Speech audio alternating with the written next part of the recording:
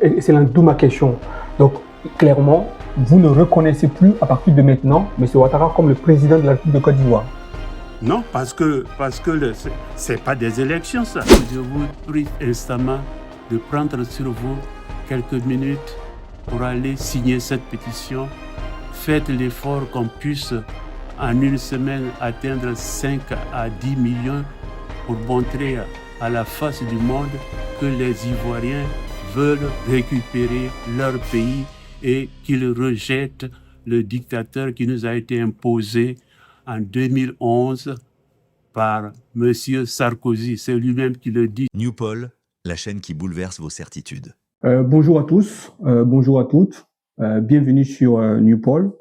Bienvenue donc à la grande interview. Et l'interview du jour est une interview assez exceptionnelle parce qu'aujourd'hui, je reçois une personnalité dont le parcours est exceptionnel, dont la trajectoire devrait suffire à donner le vertige et à inspirer toute une génération. Tant la trajectoire et l'histoire de cette personnalité ressemblent à un livre, ressemblent à une histoire qu'on pourrait raconter au soir, devant le feu, le soir de clair de lune à nos enfants. Mesdames et messieurs, et pour cette personnalité exceptionnelle que je reçois aujourd'hui, nous allons parler d'un événement unique, d'un événement exceptionnel, d'un événement irréversible dans l'histoire de la Côte d'Ivoire, parce que dès cet instant précis, lorsqu'il va prendre la parole, l'histoire est en marche et on ne pourra plus revenir en arrière, parce que dès l'instant où il prendra la parole, Alassane Dramane Ouattara ne sera plus jamais considéré comme le président légitime de Côte d'Ivoire. Voilà ce que ça signifie, et que la Côte d'Ivoire est désormais bicéphale, et que la Côte d'Ivoire est en train de rentrer dans une résistance comme la France l'a fait à partir du 18 juin 1940. C'est une forme d'appel semblable au 18 juin 1940 que notre invité du jour va venir donc nous passer aujourd'hui. Mesdames et messieurs, j'ai tout un honneur pour moi de recevoir cette personne absolument brillante, mais avant d'entrer dans le vif du sujet, avant de présenter cette personne et son histoire pour inspirer toute la jeune génération, pour nous inspirer nous autres, vous me permettrez de vous présenter son Excellence, Pascal Dago Kokora, ancien ambassadeur de Côte d'Ivoire. Mais avant d'entrer dans le vif du sujet, permettez-moi de dire bonsoir à son Excellence. Excellence, bonsoir. Bonsoir.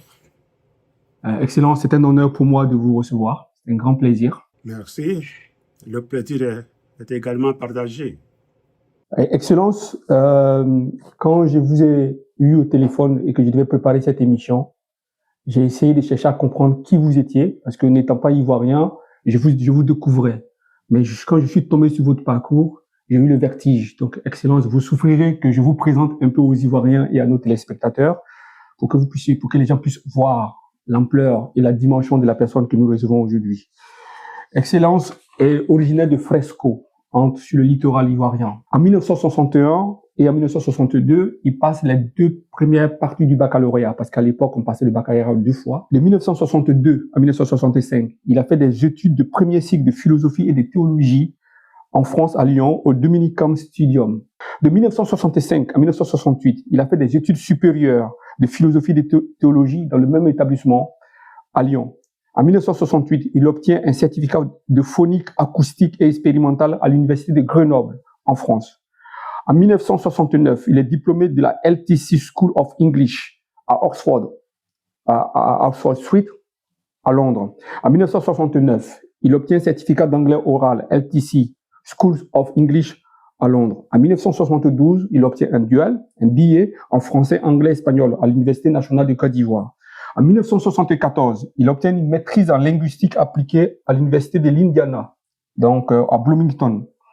La même année, il prépare une dissertation sur l'étude de la grammaire de Koyo, dirigée par la professeure Linda Schwartz. En 1976, et ça c'est absolument extraordinaire, en 1976, il obtient un doctorat en linguistique à l'université donc de l'Indiana. Je voudrais, si vous me permettez, les spectateurs, vous présenter rapidement le résumé de cette poste qu'il a occupé pour vous montrer à quel point. En 1968, il est professeur de langue à l'Institut d'été de linguistique de Maidstone en Angleterre. La même année, il est assistant de laboratoire linguistique à l'Institut d'été de linguistique africaine de l'Institut phonique et linguistique à l'Université de Grenoble. De 1969 à 1972, il est chercheur associé à l'Institut de linguistique appliquée, ILA, Université nationale de Côte d'Ivoire. 1974, il est assistant d'enseignement au département de linguistique à l'Université de l'Indiana, à Bloomington. De 1975 à 1976, il est chargé de cours au département de linguistique à l'Université de l'Indiana. De 1976 à 1979, assistant à l'Université nationale de Côte d'Ivoire, département de linguistique. De 1979 à 1987, il est maître assistant à l'Université nationale de Côte d'Ivoire, département linguistique. En 1984, il est chercheur en linguistique à l'Université de Québec à Montréal, module linguistique. De 1984 à 1985, il est boursier postdoctoral Fulbright à l'Université de Georgetown, école des langues et de linguistique à Montréal. De 1985 à 1986, il est professeur invité en tant que chargé de cours de langue française à l'Université d'État de Caroline du Nord, département langue et littérature étrangère. De 1989 à 1990, il est maître de conférences au département de langue et de littérature romane à l'Université de Georgetown, donc de Washington, D.C. Et la liste, mesdames et messieurs, pour vous dire à quel point, de 1989 à 1990, il est professeur associé au département d'études des langues étrangères de l'American University, Washington, D.C. De 1993 à 1994, il occupe le corps professoral permanent pour l'enseignement des cultures africaines francophones dans le cadre des deux instituts d'été au NEH dans les écoles publiques du comté de Montgomery, Rockville, dans le Maryland. De 1990 à 2000, il est professeur d'été pour l'enseignement de la langue et de la culture française à l'école d'études linguistiques du département d'État américain à l'Institut du service extérieur, Arlington, en Virginie. De 1990 à 1998, il est professeur adjoint de didactique française et d'études francophones, Université Georgetown, Washington, D.C. De 1998 à 2001, il est professeur agrégé de didactique du français et d'études francophones à l'Université Georgetown, D.C., en congé diplomatique pour exercer ses fonctions d'ambassadeur. De 2001 à 2004, il est ambassadeur extraordinaire et plénipotentiaire de Côte d'Ivoire aux États-Unis, résident Washington, D.C. En 2004, il est envoyé spécial du président de la République de Côte d'Ivoire, chargé de la politique américaine. Mais la même année, 2004, il est PDG en résidence du Conseil économique et commercial États-Unis-Côte d'Ivoire, président par intérim du conseil d'administration de l'USCITEC, c'est-à-dire TEC. En 2005, il est professeur agrégé de didactique française et d'études francophones à l'Université de Georgetown. Mesdames et messieurs, vous me permettrez de m'arrêter ici parce que le parcours donne un vertige. C'est pourquoi on dit très souvent, il faut respecter ceux qui ont vécu. Et notre invité du jour, son ambassadeur, son excellence, Pascal Dago Kokora, a du vécu. Et il faut respecter ceux qui ont vécu. Et c'est pourquoi aujourd'hui, nous nous adressons à celui-là même qui a vécu, celui-là même qui est membre fondateur du FPI de son temps, celui-là même qui a écrit, alors en 2018, il a publié son tout dernier livre en 2018, qui a beaucoup écrit. Parce que quand on écrit, on pense ce qu'on dit, en même temps qu'on pense, on pense ce qu'on pense qu'on écrit. Et c'est ce qui fait que ceux qui écrivent sont des esprits. Et donc, notre invité du jour est un esprit, et vous me permettrez, vous m'excuserez d'avoir pris tout ce temps pour le présenter. Et on va maintenant entrer dans le vif du sujet. Et Excellence, je ne sais pas si vous avez quelque chose à ajouter à cette brillante présentation, que je pourrais encore, pour que nos téléspectateurs vous découvrent et qu'ils sachent que la parole que vous allez porter aujourd'hui, c'est une parole qui compte parce que c'est du haut de tout ce bagage, du haut de tous ces vécus-là que vous allez vous prononcer aujourd'hui. Je suis honoré, je ne sais pas où est-ce que vous êtes allé chercher cette bibliographie, mais ça montre que vous êtes vraiment un investigateur. Merci beaucoup, Excellence. Alors, Excellence, on va rapidement, vous êtes membre fondateur du FPI. On voudrait rapidement, en quelques mots, nous rappeler comment ça a été le FPI, comment ça a été la fondation et le rôle que vous avez joué dans la fondation du FPI de son temps. On ne va pas faire trop long, mais commençons, nous sommes en 1982 et une grève, la plus longue grève dans l'histoire de l'Université nationale de Côte d'Ivoire, qui s'appelait jusque-là Université nationale de Côte d'Ivoire. Après, elle est devenue Université de Cocody et puis elle s'est démembrée à travers Abobo, Boaké, Daloa, Korogo. Mais à l'époque, il y avait seulement une seule université qu'on appelait l'Université nationale de Côte d'Ivoire, laquelle était née des cendres du centre d'enseignement supérieur d'Abidjan, qui a été créé en 1959. Et donc, l'Université nationale a été créée comme université de plein droit en 1964. Donc, j'arrive des États-Unis en 1976. Je suis recruté comme assistant. Et puis, nous arrivons en 1982.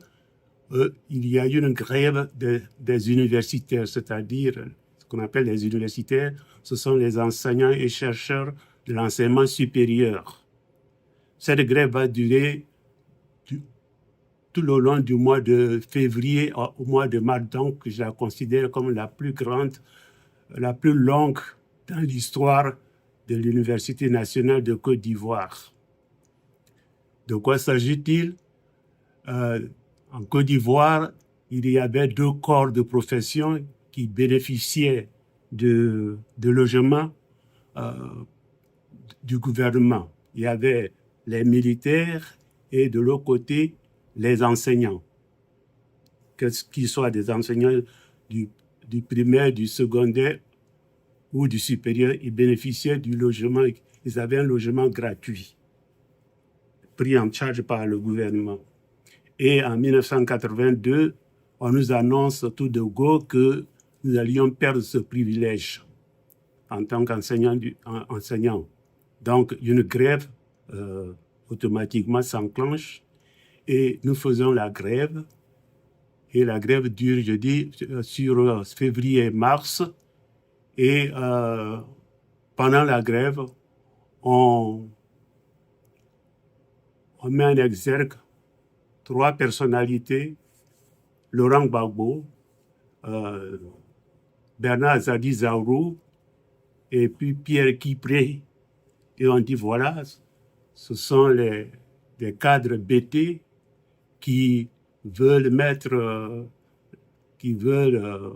nuire au développement de la Côte d'Ivoire.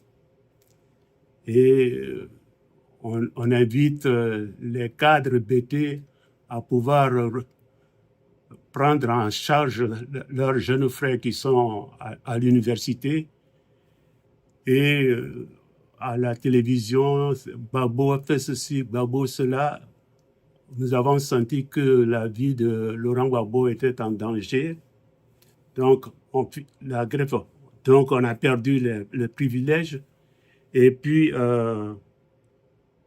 on arrive au soir de la grève et finalement les cours reprennent. Et on se réunit dans mon appartement qui se trouvait à l'époque à la Tour Golem, au 2e étage, numéro 42. On se réunit un soir, un après-midi, et on décide à 5. Donc, étaient présents à cette réunion Feu Boga Doudou, Feu Aboudraman Sangaré, Simone Yvé, Laurent Gbagbo et moi-même. Et nous décidons de mettre en veilleuse les activités syndicales du SYNARES pour pouvoir entrer en clandestinité et créer un parti d'opposition au parti unique qui était devenu le PDCI-RDA depuis les années 50. Okay. Et comme la vie de Laurent Gbagbo était menacée, on tombe d'accord qu'il puisse partir, pas par la voie normale, qu'il puisse partir en Europe et donc aller et commencer à écrire et à parler de ce parti d'opposition que nous mettions en place dans la clandestinité.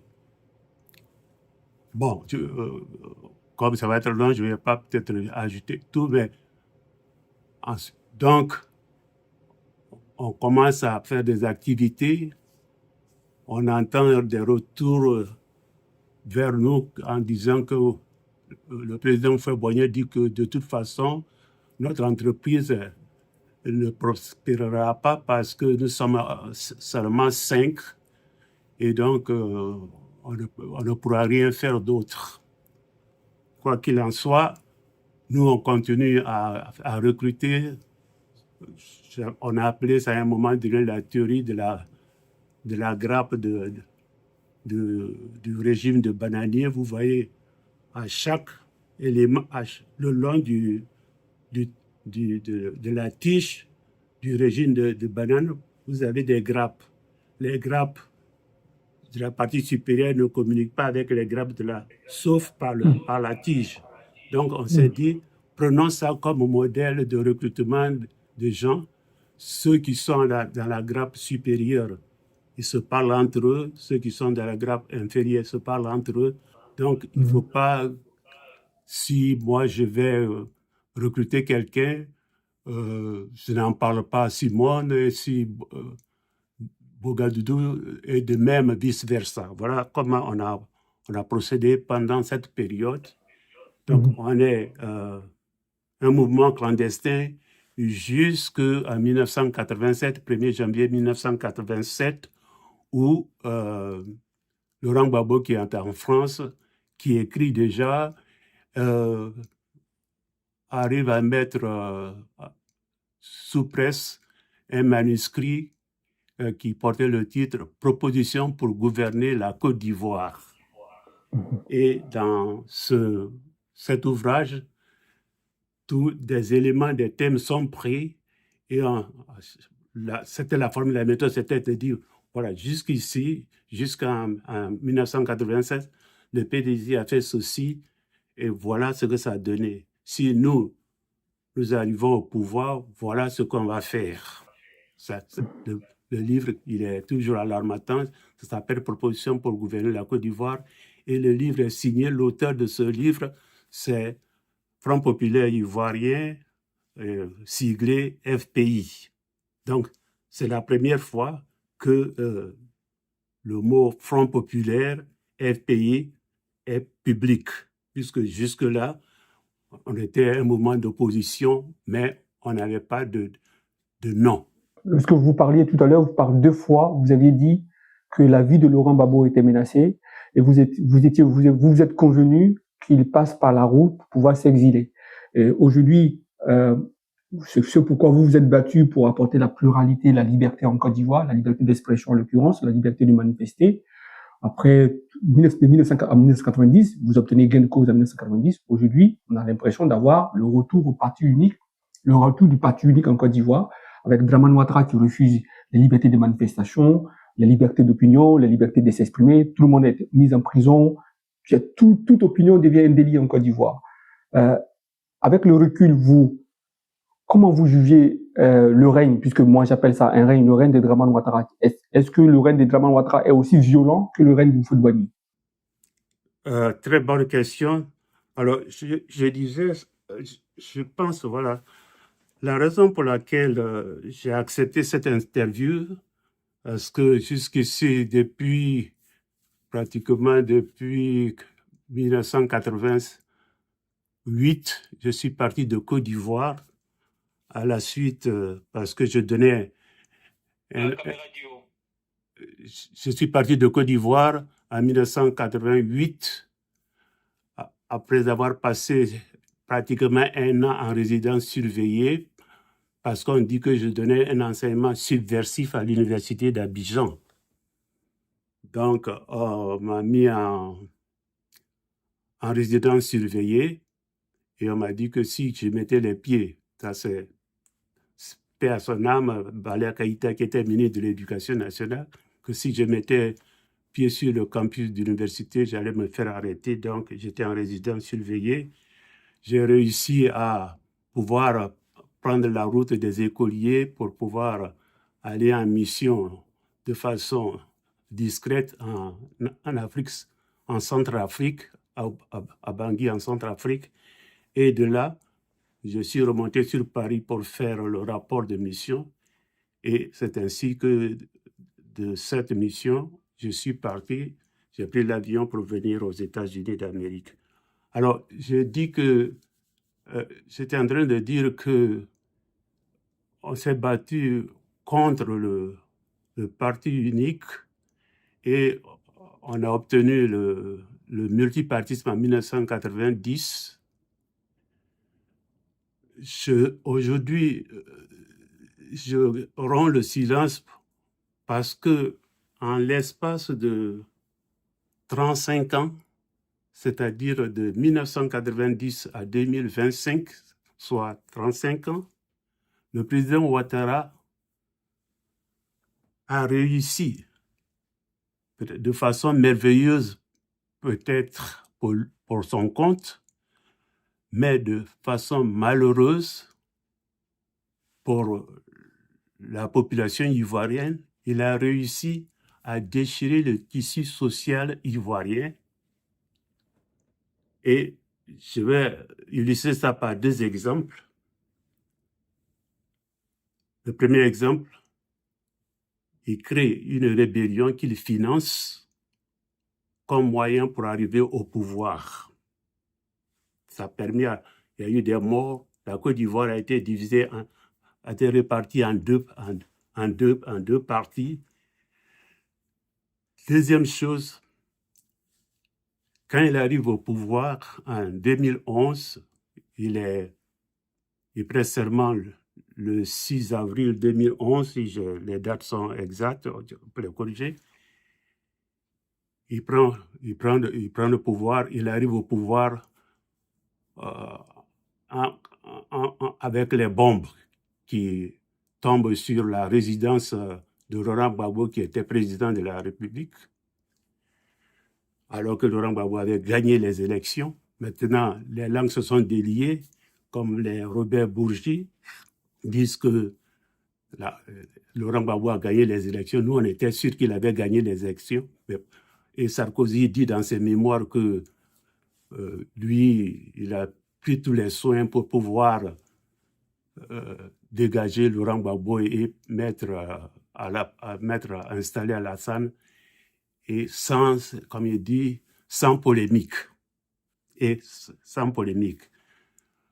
Donc, il arrive au pouvoir et à partir de 2012, il se fait interviewer en France par l'Express où il dit, je vais citer ça parce que on lui pose la question relative à la promotion des cadres du Nord, sa région d'origine, et il dit, il s'agit d'un simple rattrapage. Sous Gbagbo, les communautés du Nord, soit 40% de la population, étaient exclues des postes de responsabilité. S'agissant des hauts cadres de l'armée, j'ai dû négocier avec les officiers des ex-forces nouvelles, c'est-à-dire l'ancienne rébellion nordiste, qui voulaient tous les postes, et j'ai réussi à imposer cet équilibre dans la hiérarchie militaire jusqu'au niveau de commandement, le numéro 1 issu des FN, flanqué d'un numéro 2 issu de l'ancienne armée régulière, tout grade confondu, il y a 12% de nordistes dans la police, 15% dans la gendarmerie et 40% dans l'armée. Sur ce terrain-là, on ne peut rien me reprocher. D'abord, première chose, ce n'est pas exact quand M. Ouattara dit que sous Gbagbo, les communautés du Nord étaient exclues des postes de responsabilité. C'est faux. Cela était en contradiction avec l'article 4 de notre Constitution, dans sa version du 8 novembre 2016, qui a été promulguée par M. Alassane Ouattara comme président de la République. L'article dit donc « Tous les Ivoiriens naissent et demeurent libres et égaux en droit. Nul ne peut être privilégié ou discriminé en raison de sa race, de son ethnie, de son clan, de sa tribu, de sa couleur de peau, de son sexe, de sa région, de son origine sociale, de sa religion ou croyance, de son opinion, de sa fortune, de sa différence de culture ou de langue, de sa situation sociale ou de son état physique ou mental.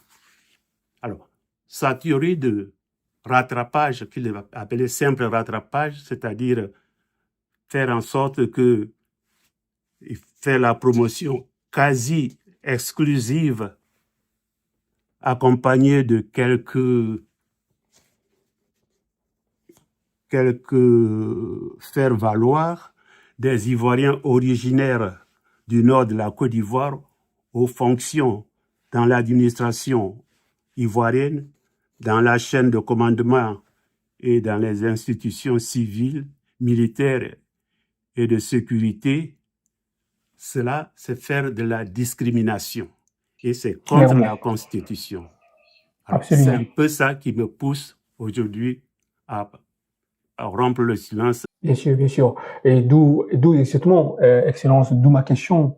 Et effectivement, ces propos que vous venez de prononcer, que Dramane Ouattara a prononcé au journal L'Express, sont des propos d'une extrême violence, une violation flagrante de l'article 4 de votre Constitution. D'où ma question.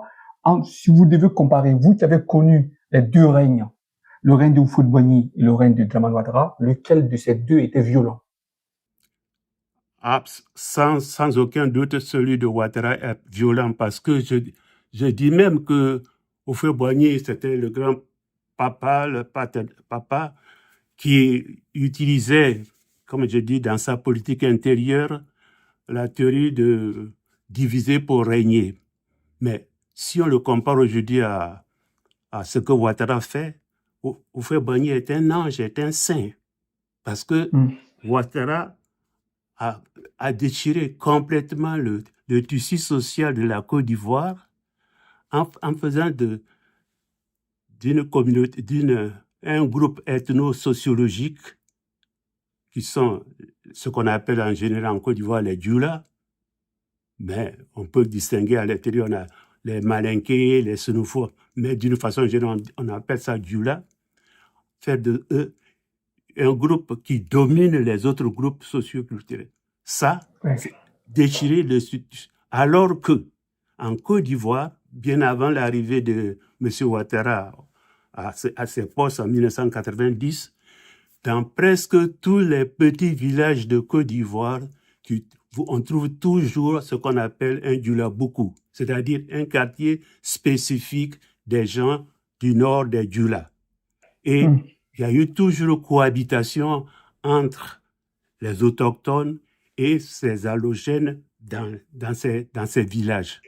D'où vient que, subitement, en 2012, il va à Paris dire que sous Gbagbo, et probablement sous Bédié et sous Wofoué, que les Dioula étaient exclus, alors qu'ils étaient présents dans tous les villages, alors que ceux du Sud ne sont jamais allés dans le Nord, dans les villages du Nord pour prendre des portions de terre et tout ceci. Donc, il a apporté une violence inimaginable dans la société et le tissu social qui était un tissu d'alliance, de blagues et tout ceci est devenu si violent qu'aujourd'hui, on se regarde en chien de faïence.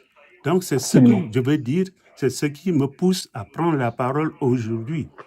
Et je veux dire, en tout cas, moi, le président Alassane Ouattara, par tous les comportements qu'il a, il m'apparaît être un parjure. Qu'est-ce que je veux dire? Le mot est fort. Comment? Le mot est fort, le mot parjure. Ben, je le justifie. Alors, donc, Excellence, vous avez employé le mot de parjure. Je reviens sur le mot parce que le mot, il est fort. Et je voudrais quand même que vous expliquiez pourquoi vous dites que M. Dramane Ouattara, vous m'excuserez de l'appeler Dramane Ouattara, pourquoi vous dites que c'est un parjure? Parce que je prends une tendance de l'âge, quand il a 20 ans, c'était en 1962, et quand il a il a 48 ans en 1990. Il se dit citoyen voltaïque et puis plus tard burkinabé pour poser des actes. Il pose des actes dans la vie, pose l'acte comme étudiant dans un programme que les Américains ont mis en place pour attirer les cadres africains dans ce programme pour pouvoir, l'Amérique veut avoir des relations avec les pays africains. Ils font un programme qu'on appelle AFGRAD, African Graduate, et on va recruter dans chaque pays africain des jeunes bacheliers qui viennent faire des études aux États-Unis. À cet égard, M. Ouattara, il arrive aux États-Unis comme citoyen voltaïque, puisque c'est en 1962. Sankara n'a pas encore fait la révolution pour appeler le pays Burkina Faso. Donc, il arrive aux États-Unis et là, je ne raconte pas des histoires parce que j'ai un compatriote qui vit aux États-Unis avec moi en ce moment, qui a fait partie de ce programme et qui était sur le même bateau entre Le Havre et New York, sur le bateau avec M. Ouattara. Et M. Ouattara était voltaïque et lui, il était ivoirien avec 2 autres personnes. Bon, donc, ça, se faire passer, je continue mon argument, il est après étudiant à l'université de Pennsylvanie, de Ivy, là. Il est étudiant en économie. Et là encore, il a la maîtrise et le doctorat en tant que citoyen voltaïque et burkinabé. Il se marie aux États-Unis sous le régime de citoyen voltaïque et burkinabé, et il est fonctionnaire international à la Banque mondiale, au Fonds monétaire, comme citoyen voltaïque. Alors, à partir de 1990 à ce jour, il est maintenant ivoirien. Je ne veux pas mettre en cause. S'il est ivoirien, je dis, bon, il est ivoirien. Mais alors, s'il est ivoirien, et il est ivoirien de naissance et de père et mère eux-mêmes ivoiriens. C'est ça là qu'on dit. Il est ivoirien de naissance et il est de père et mère eux-mêmes ivoiriens. Donc, s'il est ivoirien de père et de mère eux-mêmes ivoiriens, qu'est-ce qui s'est passé entre l'époque où il avait 20 ans et l'époque où il a 48 ans? Est-ce que c'est pas un parjure, ça? S'il est ivoirien de père et de mère eux-mêmes ivoiriens, il y a là un parjure de la personne qui prétend être d'une autre nationalité et au titre de cette nationalité bénéficie d'une bourse américaine, étudie, a un doctorat et une maîtrise et un doctorat qui porte où sa citoyenneté est voltaïque burkinabé. Il se marie sur ce régime, il est fonctionnaire international sur ce régime.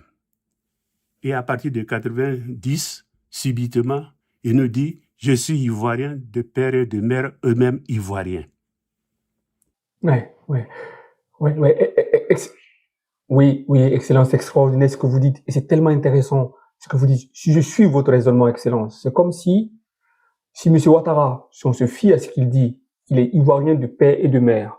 Donc, de l'âge de 1942 à 1962, il est supposé être ivoirien puisque, officiellement, c'est à partir de 1962 qu'on le reconnaît, qu'on voit ses traces en tant que citoyen voltaïque. Donc, de ce point de vue-là, s'il est ivoirien de père et de mère, comment il a obtenu la nationalité voltaïque? soit il a volé la nationalité voltaïque, ou soit il y a quelque chose qui ne va pas. Et donc, s'il dit qu'il est ivoirien du père et de mère, ça veut dire qu'à partir de 1962, M. Dramane Ouattara a volé la citoyenneté voltaïque. Et s'il a volé la citoyenneté voltaïque et qu'il devient ensuite ivoirien à partir de 1990, ça veut dire à nouveau qu'il a volé la nationalité ivoirienne parce qu'on n'a aucune trace de naturalisation de M. Ouattara. Est-ce que je me trompe? C'est pour ça que j'utilise ici.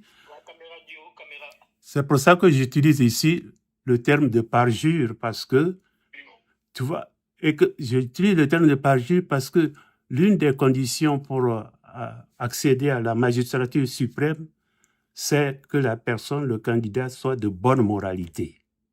C'est ça. La caméra dit haut. Que la personne soit de bonne moralité.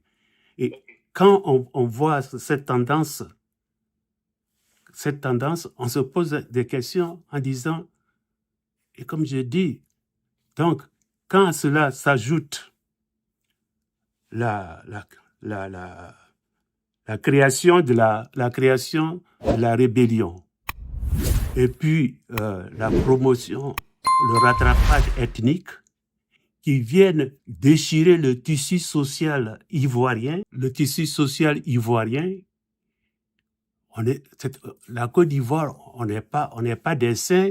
Nous sommes une société, il y a des problèmes de société, mais on s'entendait.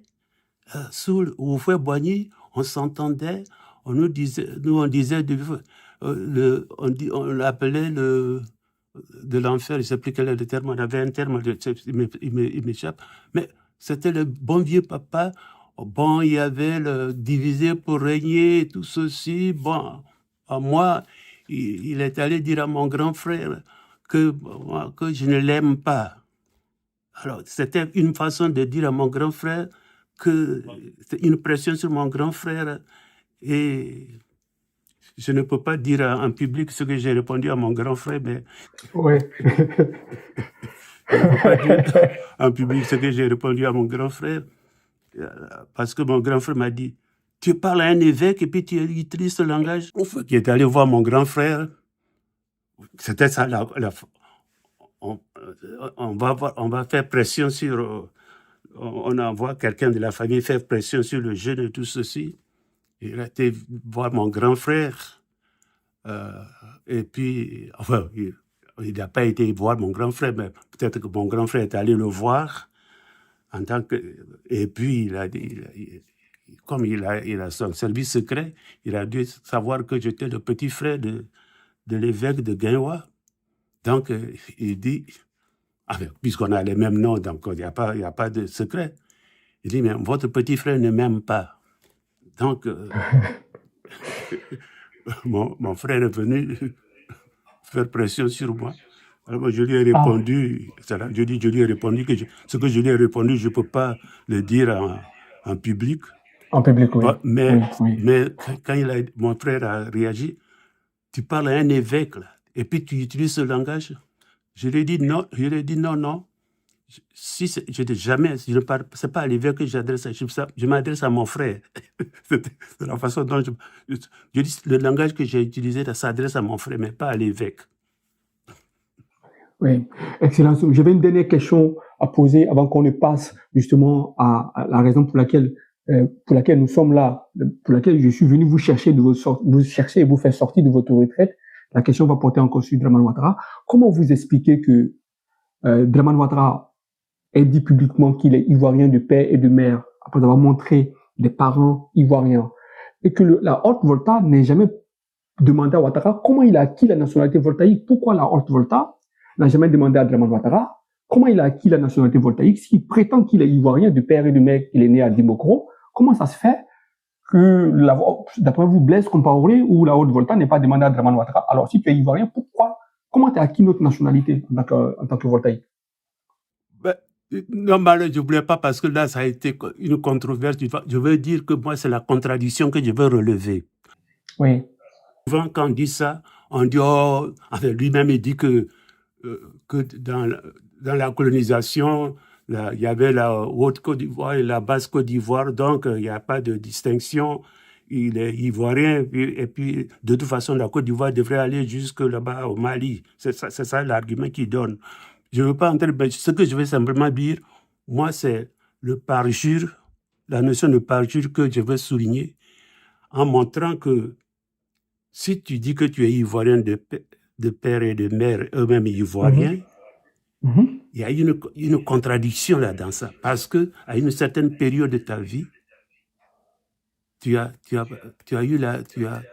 fonctionné, tu as agi comme citoyen burkinabé ou voltaïque. Et C'est là, ça. on a les exemples. Ça, ce sont des faits. Le programme Afgrad, étudiant pour la maîtrise et le doctorat d'économie à l'université de Pennsylvanie, le mariage avec une Jamaïcaine, le fonctionnaire international à la Banque mondiale et au Fonds monétaire. Ça. Donc, il y a une contradiction là. Et cette contradiction montre que M. Ouattara n'est pas de bonne moralité. Alors, vous avez dit que M. Ouattara n'est pas de bonne moralité. Et ça, il n'y a aucun doute là-dessus pour celles et ceux qui suivent l'actualité politique en Côte d'Ivoire. Donc, le 25 octobre dernier, il a donné encore la preuve de sa mauvaise moralité en orchestrant clairement et nettement un putsch après avoir exclu Tidiane Thiam et Laurent Gbagbo, respectivement le PDCI et le PPACI, des joutes électorales, en verrouillant tout, en empêchant toute manifestation. Ça, c'est le propre de tous les tyrans et de tous les dictateurs. Et je ne connais pas de dictateurs au monde qui soient de bonne moralité. Alors, après ce putsch électoral, quel est votre regard du putsch électoral? Et ensuite, ma question qui suit est la conséquence de cette première question.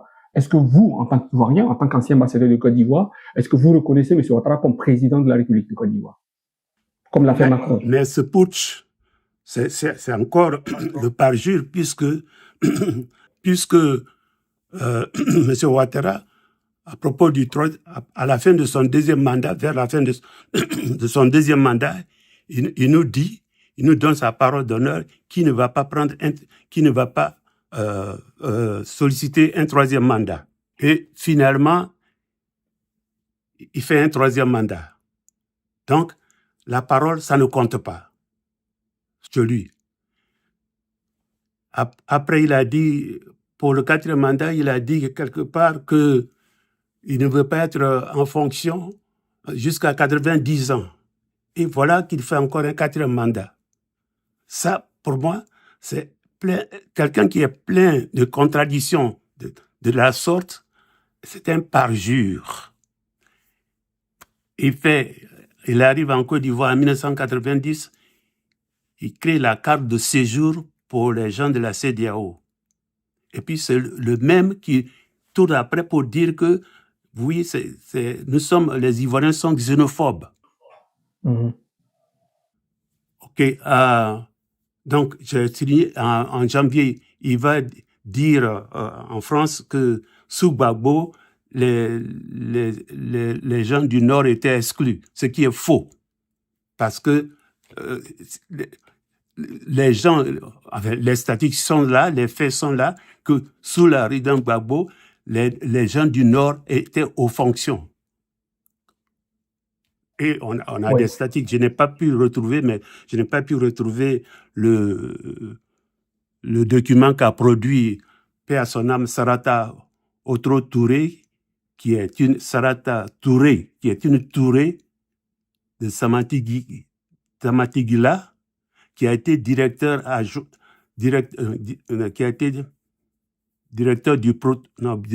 de cabinet adjoint du président Gbagbo, qui est la copine de la sœur de Laurent Gbagbo, qui est la copine de Jeannette. Et Gbagbo lui-même a grandi dans les Dulaboko à Gaïwa. Donc, à Gaïwa. Donc, quand Ouattara dit que sous Gbagbo, les Dula étaient exclus des responsabilités, c'est faux. Et donc, c'est ça, c'est cette tendance de pouvoir fabriquer des choses pour pouvoir s'en sortir. Il fabrique la carte de séjour et puis après, celui qui a fabriqué, c'est pour ça que la carte de séjour, il a fabriqué la carte de séjour, donc les gens de la CEDEAO et puis tous ceux qui étaient halogènes en Côte d'Ivoire ont commencé à tricher pour pouvoir à prendre la nationalité ivoirienne pour pouvoir rester. Et il a créé un chaos dans le tissu social de la Côte d'Ivoire. C'est ça mon problème. Le problème, c'est le tissu social. Il a créé des problèmes, il a déchiré le tissu social pour sa promotion Exactement. personnelle au détriment de la cohésion sociale des Ivoiriens. Oui, Excellence. Oui, excellent, d'où ma question. Donc, clairement, vous ne reconnaissez plus à partir de maintenant M. Ouattara comme le président de la République de Côte d'Ivoire. Non, parce que c'est pas des élections, ça. C'est pas des élections.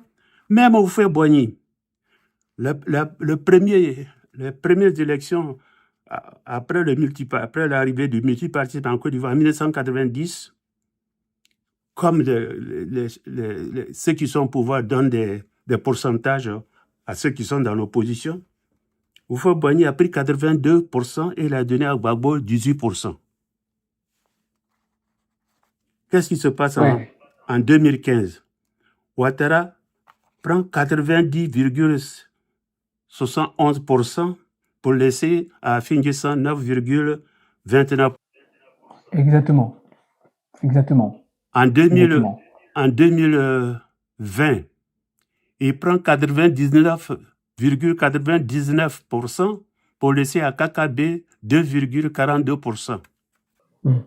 Et en 2025, on vient de voir, il a 89,77% pour donner à Billon 3,09% et à Yves 2,4%. Ça, c'est... Même au fait en 90, il a donné un score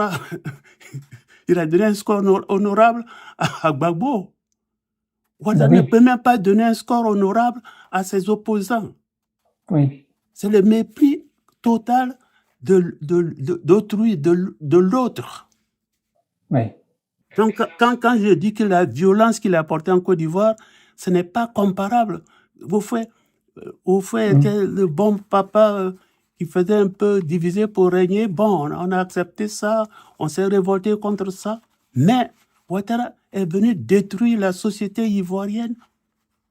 Et pour ça, le groupe ethno-sociologique qui était le plus intégré jusque dans les petits villages, il nous raconte que ce groupe n'a jamais été intégré, qu'on l'a bafoué, et c'est pour ça qu'il veut faire un simple rattrapage.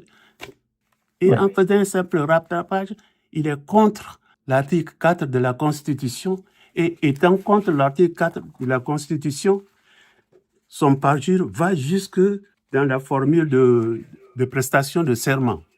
Que dit la formule de prestation de serment? Il a fait ça en 2011, il a fait ça rebolote en 2015, en 2020, et maintenant il va faire ça en 2025. Que dit la formule? La formule dit « Devant le peuple souverain de Côte d'Ivoire, je jure solennellement et sur l'honneur de respecter et de défendre fidèlement la Constitution, d'incarner l'unité nationale, d'assurer la continuité de l'État et de défendre son intégrité territoriale, de protéger les droits et libertés des citoyens, de remplir consciencieusement les devoirs de ma charge dans l'intérêt supérieur de la nation. » Et il a prononcé à 4 reprises ce qui suit. Que le peuple me retire sa confiance et que je subisse la rigueur des lois si je trahis mon serment. Ouattara a trahi 3 fois, plus 4 fois là, bientôt, son serment. Donc, Ouattara, il est rejeté par le peuple et je ne peux que approuver ce que le peuple fait, le peuple ivoirien. Donc pour vous, Ouattara n'est plus le président de la République de Côte d'Ivoire. Oui. Donc, qu'est-ce qu'il est actuellement? Qu'est-ce qu'on a à la tête de la Côte d'Ivoire aujourd'hui? On a à la tête de la Côte d'Ivoire un usurpateur qui ne respecte aucune loi, qui dit qu'il il va faire 2 mandats. Il a même dit qu'il allait faire seulement un mandat et puis partir pour régler tous les problèmes et partir. Il a fait 2 mandats parce que c'était seulement un mandat exceptionnel. Parce que, rappelons-nous, il y a eu toute une controverse sur le fait qu'il ait dit qu'il est né, il est de père et de mère eux-mêmes ivoiriens. Il y a des faits qui ont fait que les gens ont dit, et Laurent Gbagbo voulait absolument mettre l'article 35 de la Constitution au référendum pour que les Ivoiriens se prononcent. Bon, il a mis en place, sur pied une rébellion, la paix, et Laurent Gbagbo a gouverné la Côte d'Ivoire seulement de 2000 à 2002. Et puis après, Exactement. Il est allé par Monts-et-Vaux pour chercher la paix. Et pour la paix, bon, finalement, il a accepté tout, les humiliations et tout ceci. Comme il dit, les jeunes qui se sont laissés berner par l'homme qu'ils ne connaissaient pas. Et aujourd'hui, certains disent, ah oui, mais j'ai combattu Gbagbo, mais c'est lui qui m'a donné une habitation, qui m'a donné une maison à Abidjan. Et c'est Ouattara pour qui j'ai combattu Gbagbo qui m'arrache la maison. Oui, Excellence. D'ailleurs, en préparation, en prélude à cette émission, quand vous et nous et notre équipe technique, quand nous avons échangé, on a l'ANAC. L'ANAC, c'est une structure qui est civile, de la société civile. C'est New African Challenges, qui essaie d'innover et d'apporter sa contribution justement dans la refonte de l'Afrique, à commencer par la Côte d'Ivoire. L'ANAC vous a approché, vous a demandé de porter haut un idéal et un combat qu'elle veut porter. Et l'ANAC a commencé par lancer une pétition pour que Ouattara quitte la tête de la Côte d'Ivoire. Et vous avez été choisi pour mener cette résistance-là. Et en acceptant cette résistance initiée par l'ANAC et par bien d'autres personnes, je pense à Chéri Balé et bien d'autres de la société civile, vous avez fait quelque chose, en acceptant ça, fait quelque chose d'extraordinaire. Vous avez déplacé le centre de gravitation, ce qu'on appelle en anglais Center of Gravity, de l'opposition vers l'extérieur. Donc désormais, ce que vous allez faire actuellement, si je comprends bien, c'est ce que le général de Gaulle a fait. C'est justement par cette pétition, la pétition a la même valeur que l'appel du général de Gaulle du 18 juin 1940. Vous soutenez cette pétition, vous demandez aux Ivoiriens de soutenir cette pétition, de la signer, pour justement demander à Ouattara de quitter le pouvoir, pour que vous repreniez le pays, vous mettiez une transition. Je vais vous laisser expliquer tout ça, pour amener la Côte d'Ivoire dans une nouvelle initiative. Donc, l'ANAC vous a contacté. D'abord, pourquoi vous avez accepté, je crois que c'est l'une des raisons pour laquelle vous êtes sorti de votre réserve, pourquoi vous avez accepté et quel est le sens de cet appel que vous lancez aux Ivoiriens via cette pétition? J'ai accepté parce que, comme je dis, on ne peut pas, je pense que je faillirais à mon devoir d'ancien citoyen ivoirien si je ne sortais pas de ma réserve quand on voit tous ces différents actes que je viens de poser, enfin, tous ces différents éléments que je viens de donner qui montrent que M. Ouattara est un parjure. Et M. Ouattara, en 2010, le Conseil constitutionnel, Gbagbo a gagné les élections, le Conseil constitutionnel a reconnu, a confirmé la victoire de Laurent Gbagbo et M. Ouattara s'oppose à la décision du Conseil constitutionnel qui habite à Birma, qu'on ne peut pas s'opposer à cette décision. Et pour ça, on crée une rébellion. Mais quand on voit le premier, j'ai par exemple sous les yeux, quand on voit le tableau, la carte ou la cartographie des résultats du premier tour, Gbagbo est le candidat national parce qu'il gagne, il est en avance sur les deux autres candidats sur toute la période, surtout la région d'Abidjan, qui constitue le tiers de la population ivoirienne. Et puis, il est à l'est, il gagne à l'est, il gagne à l'ouest, il gagne au sud. Ouattara est un candidat régionaliste. Il ne gagne qu'au nord. Et d'ailleurs, c'est avec tricherie. Oui. Avec tricherie, parce que déjà au premier tour, il a commencé à tricher. Et comme Gbagbo, le démocrate, dit bon, laissons, on ne peut pas rentrer attendre dans le deuxième tour pour faire les réclamations. Mais déjà au premier tour, il triche. C'est pour ça que, bon, le Nord, il dit qu'il a gagné tout ceci. Mais il est régionaliste. Kona Bédié, qui est venu en seconde position et qui sous dépression, a été relégué en troisième position, il gagne le V-Baoulé, mais il gagne aussi l'Ouest, un coin de l'Ouest. Donc, Ouattara, il est parmi les trois poids lourds. Il est le candidat qui est le moins nationaliste, qui gagne le moins nationaliste. Il est seulement régionaliste, il ne gagne rien dans les autres régions. C'est ça. C'est ça. Et ça, on nous dit, bon, il a gagné 54%. Mais oui, mais 54%, on peut seulement lancer des choses dans l'air et puis bon, les médias prennent ça et puis il a gagné à 54%, Gbagbo 40%. Mais si on voit les résultats du premier tour, Gbagbo gagne sur l'ensemble du territoire. Bédié gagne dans le V-Baoulé, mais aussi à l'ouest. Donc, ça veut dire que voilà des candidats qui ne sont pas des candidats tribalistes ou bien qui gagnent seulement dans leur tribu. Ce sont des gens qui ont vocation nationale. C'est ça qu'on doit voir dans nos pays si on veut former des nations. Et d'ailleurs, pour confirmer ce que vous dites de l'analyse de l'élection de 2010, Yves Tréhard, qui était directeur de publication du Figaro, il était à l'époque directeur de publication adjoint du Figaro, il avait déjà, avant même les élections, confirmé que Gbagbo serait vainqueur des élections. Ça, c'était avant les élections de 2010. Et on voit aussi, par exemple, que malgré la tricherie des rebelles, on a vu ce que les rebelles ont fait dans le Nord. Nous, on a étudié le sujet. Arnaud, mon directeur artistique et moi, nous avons étudié le sujet. Effectivement, Gbagbo a largement, au premier tour, eu des voix assez importantes dans le Nord, alors que les rebelles n'avaient pas désarmé. Effectivement, vous avez tout à fait raison.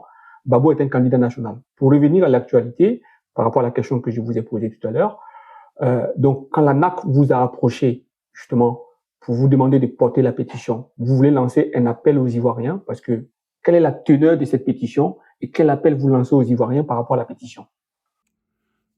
L'appel que je lance à mes compatriotes ivoiriennes et ivoiriens, c'est l'appel de pouvoir signer cette pétition,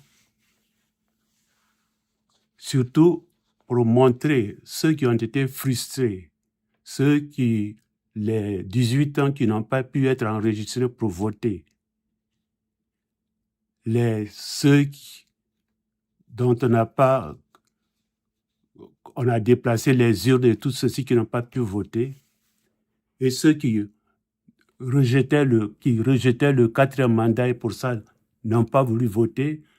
Vous avez là une occasion d'aller signer une pétition qui va montrer, si la pétition est signée par entre 5 et 10 millions de personnes, ça va montrer que cette majorité-là, c'est la majorité qui vote par la pétition. Ils sont en train de dire à Ouattara qu'il est vomi, il n'est plus président de la Côte d'Ivoire et qu'il plie ses bagages et qu'il s'en aille avoir une retraite dorée à Mougins ou ailleurs.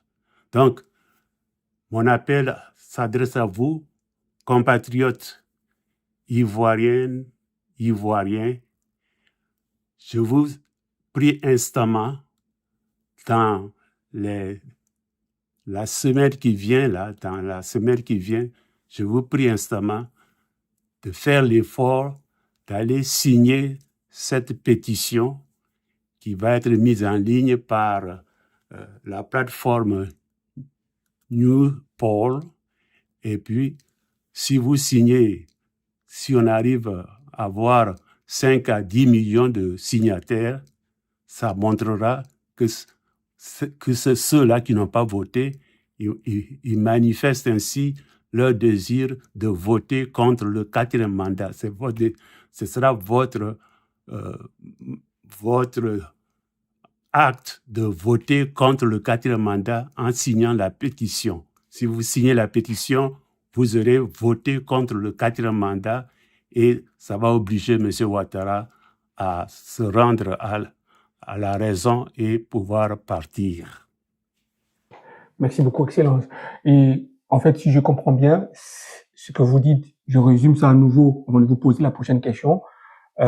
Cette pétition qui a été lancée, que vous portez, vous, lancée par la NAC, qui sera diffusée et promue par Newpol avec le soutien d'autres associations de la société civile de la diaspora, c'est une forme d'appel semblable à l'appel du 10 juin. Il faut rappeler aux jeunes gens qui ne connaissent pas ou qui connaissent mal l'histoire de France que l'appel du 10 juin a été lancé de l'extérieur par la France, par le général de Gaulle, et c'est comme ça qu'à partir de là, ils ont procédé à la libération de la France contre l'occupation allemande. Donc vous lancez ces mêmes appels-là. Absolument.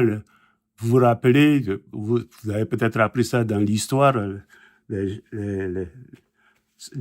Ivoiriens compatriotes, vous avez appris ça. On parle de l'appel du 18 juin du général de Gaulle.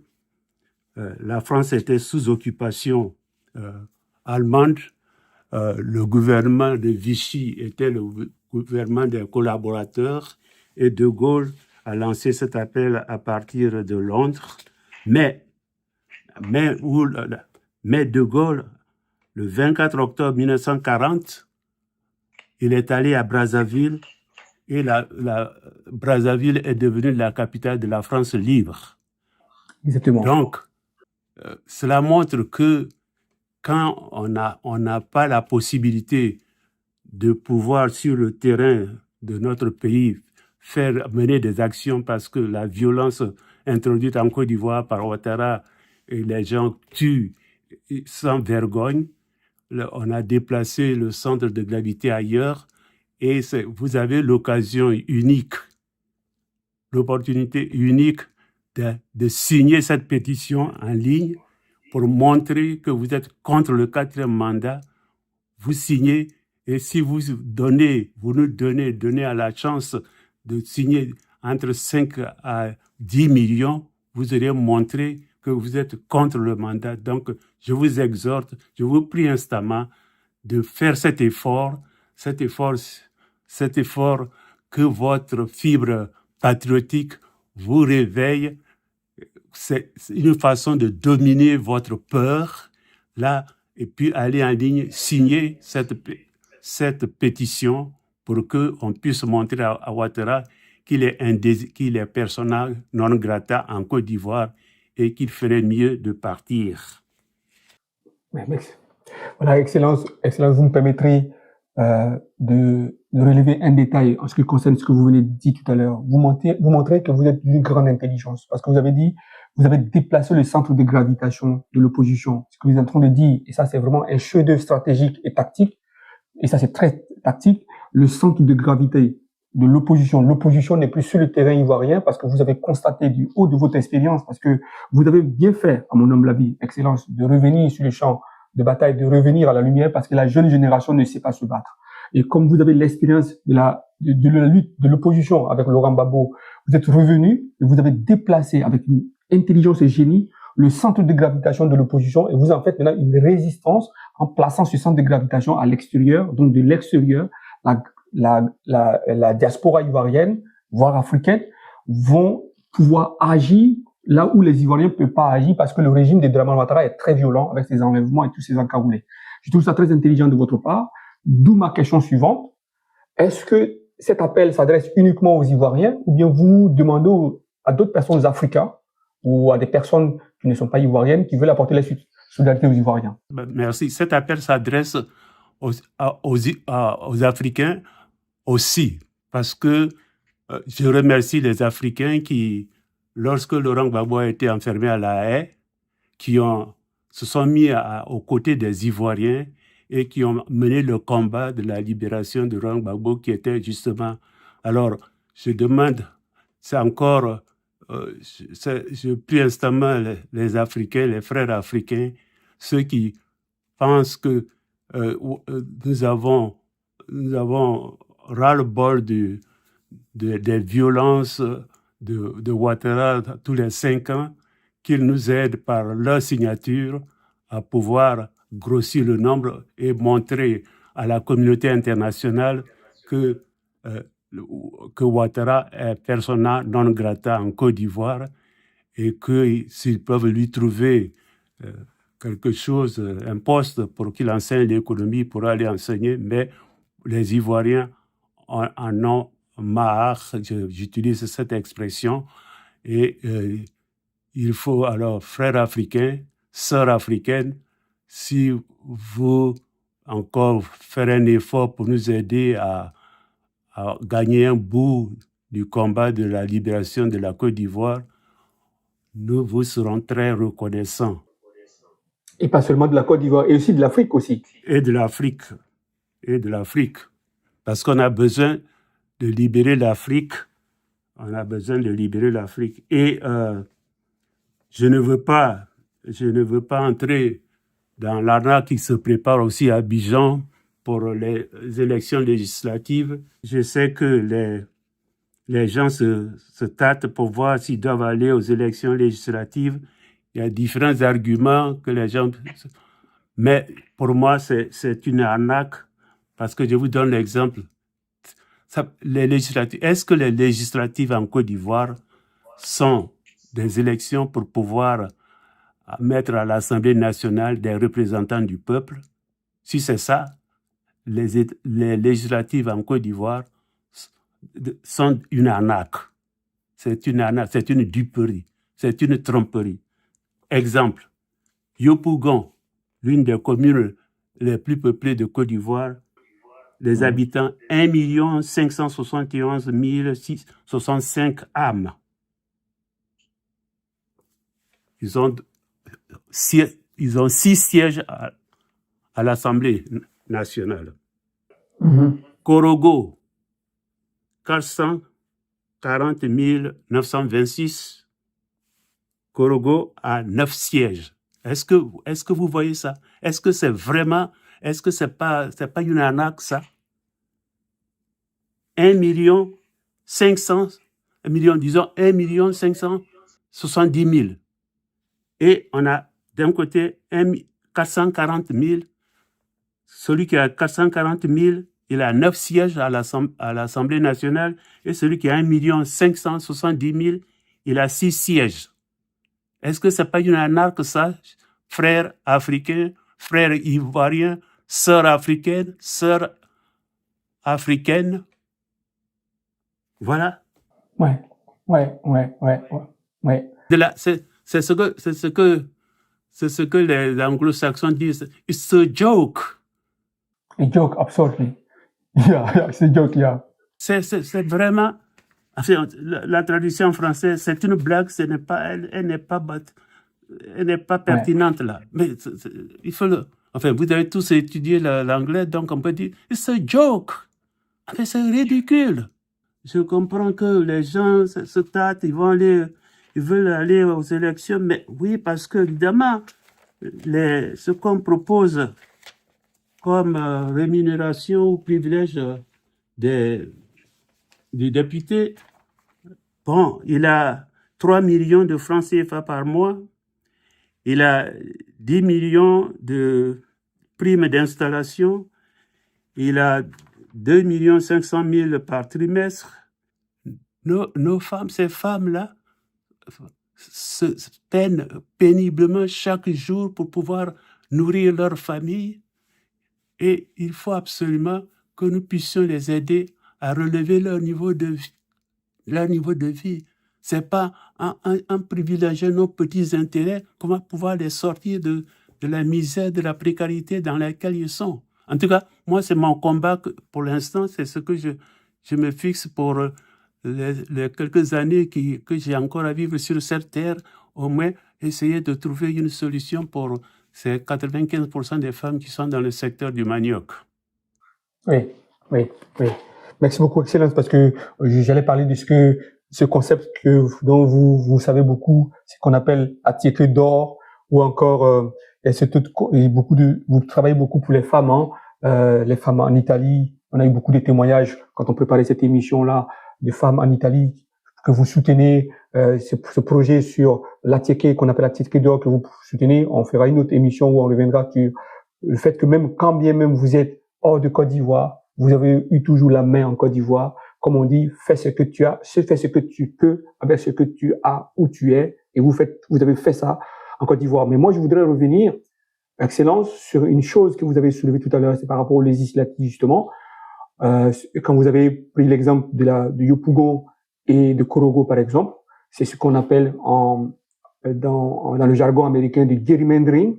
C'est ce qu'on appelle le charcutage électoral. Dramane Ouattara a fait un découpage électoral qui fait que quoi qu'il advienne, il aura la majorité absolue à l'Assemblée nationale. Ce que vous avez merveilleusement expliqué d'ailleurs avec les 9 sièges de députés pour 440 000 habitants à Korogo dans le nord et 6 sièges de députés pour 1 million d'habitants. C'est-à-dire la population de Yopougon fait 3 fois la population de Korogo, mais il y a 9 sièges de députés à Korogo alors qu'on en a 6 à Yopougon. D'où ma prochaine question. Michel Babo, le fils à Babo, dont le père a sacrifié la vie pour la Côte d'Ivoire, Michel Babo a dit, comme Thiam, qu'il ira aux législatives.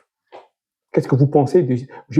Moi, Thiam, c'est pas grave, parce que Thiam n'a pas une histoire de combattant. Mais que le fils de celui qui a sacrifié sa vie pour la Côte d'Ivoire décide de rentrer dans cette arnaque-là, quel message vous avez à adresser à Michel Babou? Oui, ouais, c'est le message que je dis. Je comprends Michel Babou, mais Michel Babou, il est psychologue. Donc, est-ce que c'est vraiment la députation va t'apporter plus si tu es psychologue, tu es enseignant, tu peux retourner à l'université. Tu n'es pas comme l'étudiant qui a eu son diplôme et qui ne peut pas avoir un boulot et qui fait, comme on appelle, comment ils appellent ça, vendre des unités de téléphone et tout ceci. Il y a des étudiants qui ont des diplômes qui ne peuvent pas. Michel, tu es un psychologue, tu es enseignant. Qu'est-ce que c'est? Bon, je sais que il y a la tentation d'avoir, mais il faut aussi penser à toutes ces femmes-là qui ne s'en sortent pas. Alors, si on ne fait pas l'effort de faire en sorte que la justice règne, c'est-à-dire la représentation des populations à l'Assemblée nationale pour qu'on puisse prendre en compte leurs problèmes, qu'est-ce qu'on mène comme combat? On ne mène pas le combat pour soi, on mène le combat pour la Côte d'Ivoire entière, pour toute la Côte d'Ivoire entière. Enfin, je ne sais pas. Je suis un peu déçu d'apprendre que Michel va aller aux élections, mais enfin, qu'est-ce que tu veux? C'est chacun a une responsabilité, ce qu'on appelle la responsabilité citoyenne. C'est ce que vous voyez, les populations attendaient que Laurent Gbagbo leur donne le mot d'ordre. Et Laurent Gbagbo, en sage, a dit, il n'a pas donné de mot d'ordre, mais ceux qui sont dans le combat, il les soutient. C'est extraordinaire. Hein? Ceux qui sont dans le combat, il les soutient. Alors, les cadres qui sont à l'Assemblée, est-ce que vous êtes dans le combat en allant encore faire en sorte que le gerrymandering, c'est-à-dire le charcutage, le découpage électoral, pour que Ouattara ait une majorité absolue à l'Assemblée? Quand il prend pour moins de 500 personnes à Korogo, il a 9 sièges, et puis pour 1 500 000, il a 6 sièges. Donc, ça veut dire que les 500 personnes de Korogo ont plus de représentation à l'Assemblée nationale que les 1500 de Yopougon. Est-ce que c'est une justice sociale, ça? Est-ce que c'est une justice sociale, ça? Les députés, messieurs, mesdames les députés, est-ce que c'est une justice sociale, ça? Bon, oui, vous pouvez, moi, je suis habitué, on dit, oh, Kokora, oui, il est loin des réalités. Oui, d'accord, je suis loin des réalités. Mais la justice sociale, c'est ça? que 500 personnes à Korogo et 9 représentants à l'Assemblée nationale et que 1,5 million n'est que 6, moins de 3. 1,5 million. 1,5 million, c'est 3 fois la population de Korogo. 500 pour 1,5 million, ça fait 3 fois 500. Et si les 500 ont 9 députés, il faut multiplier par 3. C'est ça. C'est ça, on doit se battre pour ça. On doit se battre pour que, je ne dis pas de diminuer les représentants de Korogo, je sais pas, non, c'est pas ça. Si Korogo a 9 sièges, il faut que Yopougon, 1,5 million, ait 9 fois 3. Voilà, donc avant, parce qu'on va bientôt arriver à la fin de cette émission, avant de vous laisser le mot de la fin, et parce que juste après, vous avez après cette interview, vous avez une déclaration à faire aux Ivoiriens qui vont accompagner, une déclaration qui va accompagner cette interview que nous faisons aujourd'hui, parce que c'est au regard de la déclaration que vous avez préparée aux Ivoiriens que nous avons préparé cette interview-là. Je voudrais, avant de terminer, les Ivoiriens de la diaspora que j'exhorte à aller signer la pétition, et quand je leur dis que le centre de gravité est déplacé dans la diaspora, ce n'est pas une première parce que la diaspora roumaine a fait la même chose en 1998 pour pouvoir faire partir Ceausescu de la Roumanie. C'est la diaspora de Paris qui a organisé le travail et puis on réussit à faire partir le dictateur. Donc, c'est ça. Nous avons une responsabilité dans la diaspora. On n'est pas là seulement pour être sur les réseaux sociaux et puis se lamenter et tout ceci. On doit s'organiser. Et vous avez l'opportunité, en Europe, vous avez le NAC, New Africa Challenges, et dans les Amériques, vous avez le CACI, Comité d'action. Donc, cherchez à rentrer en contact avec les responsables, donnez de votre temps pour que cette pétition puisse ramasser, collecter entre 5 et 10 millions de signatures. Les Roumains l'ont fait, la diaspora roumaine l'a fait. Nous aussi, on peut le faire. Il ne faut pas qu'on soit toujours à chercher des paratonnerres. On cherche le paratonnerre russe, on cherche... Mais il faut qu'on fasse, il faut qu'on soit nous-mêmes, qu'on prenne notre destin en main. Ce n'est pas seulement dans le discours, mais c'est dans les actes. Oui.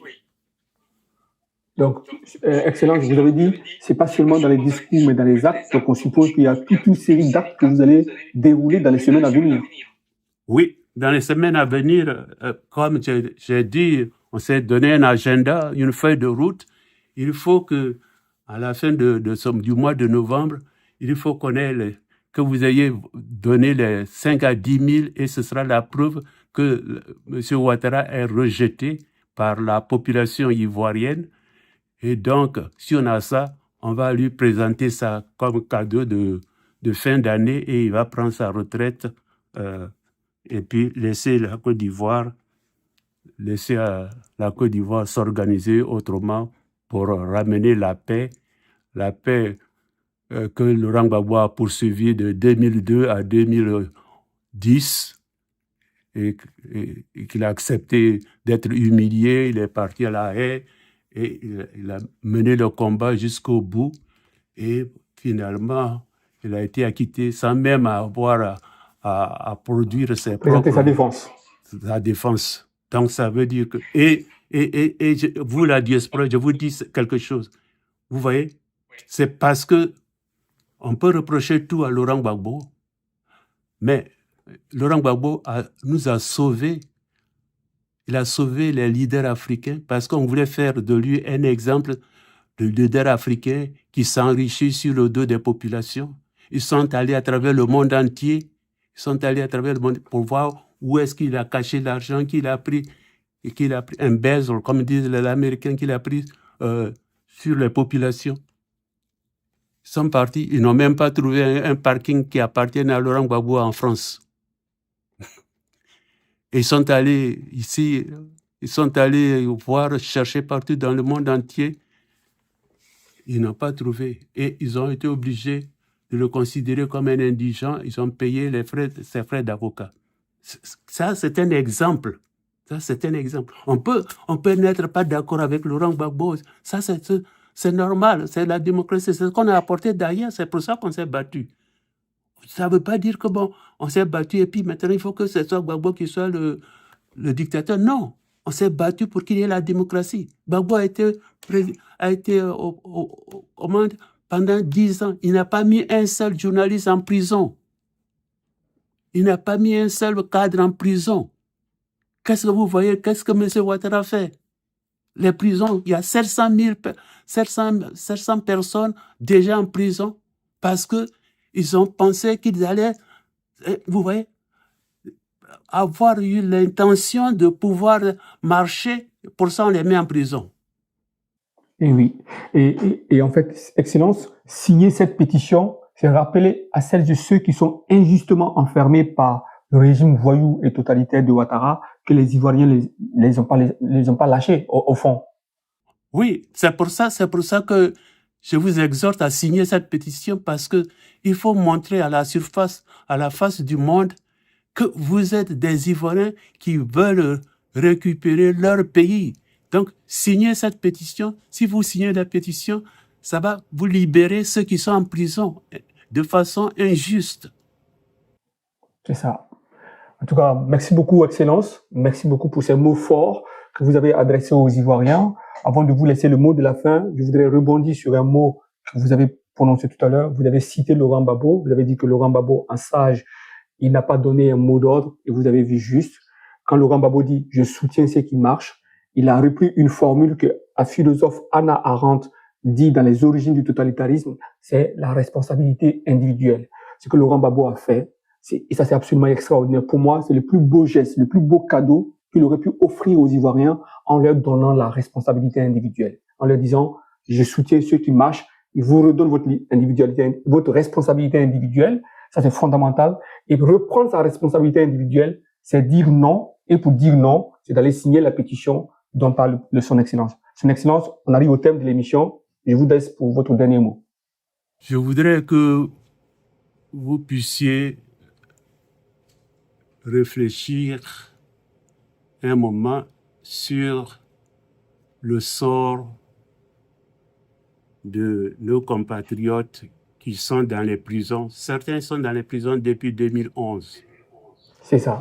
Simplement parce que ils sont des militaires surtout, parce que ils sont républicains. C'est ça. Et ils sont en prison depuis 2011. On a fait toutes les démarches. Laurent Gbagbo a fait des démarches auprès de M. Ouattara pour qu'on libère ces personnes. Depuis 2011, ça fait. Certains ont perdu leur santé, leur mental et tout ceci. Donc, prenez un peu sur vous dans la diaspora parce que nous sommes des privilégiés dans la diaspora. Nous avons le privilège, on peut ne pas manger, on peut faire le régime pour ne pas trop grossir. Donc, nous sommes privilégiés par rapport à ceux qui sont sur le terrain. Et en plus, certains qui sont en prison, qui sont d'un âge avancé et qui sont en prison, on ne sait pas dans quelles conditions. Donc, prenez, je vous prie instamment de prendre sur vous quelques minutes pour aller signer cette pétition. Faites l'effort qu'on puisse en une semaine atteindre 5 à 10 millions pour montrer à la face du monde que les Ivoiriens veulent récupérer leur pays et qu'ils rejettent le dictateur qui nous a été imposé en 2011 par M. Sarkozy. C'est lui-même qui le dit, c'est pas moi qui le dis, c'est lui qui le dit. Exactement. qu'il a dégagé Gbagbo et qu'il a installé Ouattara, il a dit sans polémique. Ouais, sans polémique. Il a dégagé Gbagbo, il a installé Ouattara sans polémique, sans rien. C'est ça, c'est exactement ça. En tout cas, Excellence, merci beaucoup. Et mesdames et messieurs, nous arrivons donc au thème de cette interview, qui a été longue parce qu'on avait tellement de choses à dire. Et nous espérons que vous allez tous répondre à cet appel lancé en ce jour. Nous espérons que vous allez répondre à cet appel lancé par son Excellence Pascal Kokora, pour que la date du 6 novembre puisse compter dans l'histoire de Côte d'Ivoire, comme le 18 juin 1940 a compté dans l'histoire de la France. Merci et à très bientôt pour un nouveau rendez-vous avec une personnalité pour que l'Afrique bouge, pour que le monde bouge vers les libertés et le respect des individus. Merci. Merci beaucoup, Excellence. Newpol, la chaîne qui bouleverse vos certitudes.